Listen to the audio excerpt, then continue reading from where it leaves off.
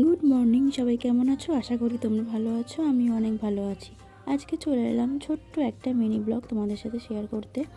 আমি কিভাবে রোজ ভগবানকে সেবা করি সেটাই তোমাদের সাথে শেয়ার করলাম। তো দেখতে পাচ্ছ এখানে সকালবেলা উঠে গুছিয়ে নিয়েছি। সকালবেলা উঠে আমার এই একটাই কাজ, ভগবানকে আগে সেবা দেওয়া, তারপরে বাকি কাজ যা যা করি আর কি। তো আজকে দেখতে পাচ্ছ গপুকে প্রথমে উঠিয়ে নিয়েছি। গপুকে উঠিয়ে স্নান টান করিয়ে ওর জন্য একটা আমি কিন্তু গেঞ্জি আর একটা প্যান্ট কিনে নিয়েছিলাম নতুন, সেটাই কিন্তু ওকে পরিয়েছি। এখন যেহেতু প্রচণ্ড গরম পড়েছে তাই জন্য বেশি হেভি কিছু পরাচ্ছি না।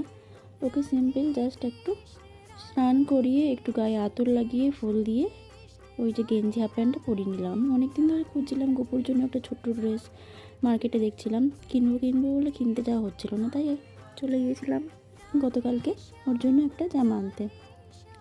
তো গাছের ফুল টাটকা টাটকা গোলাপ বলছি, সরি গোলাপ না, এটা হলো টগর ফুল।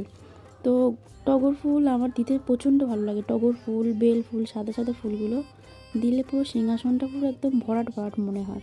তো আজকে দিয়েছিলাম গপুকে না, সব ভগবানদের দিয়েছিলাম নকুলদানা আর স্ট্রবেরি আমার মা নিয়ে এসেছিলো, তো সেগুলোই আমি দিলাম। স্ট্রবেরি খেতে তোমাদের কার কার পছন্দ সেটাকে কিন্তু আমাকে কমেন্ট করে জানিও।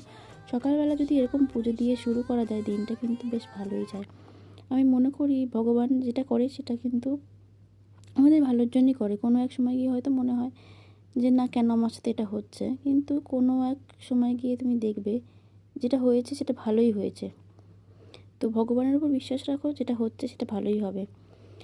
আমার কিন্তু পুজো করতে প্রচণ্ড ভালো লাগে, আর একটু সময় লাগে পুজো করতে। তাড়াহুড়ো করে সব কাজ করা যায়, কিন্তু দেখবে এই পুজোটা কিন্তু তাড়াহুড়ো করে করা যায় না। এটা কিন্তু একটা শান্তির জায়গা, আলাদা একটা অনুভূতি। আমার মতে পুজো করতে গেলে ভগবানের আত্মার সাথে আমাদের আত্মার একটা কানেক্ট হয়ে যায়। তো সেক্ষেত্রে তাড়াহুড়ো করে না করাই ভালো। তো ভিডিওটা কেমন লাগলো জানিও। সবাই কেমন আছো আমাকে অবশ্যই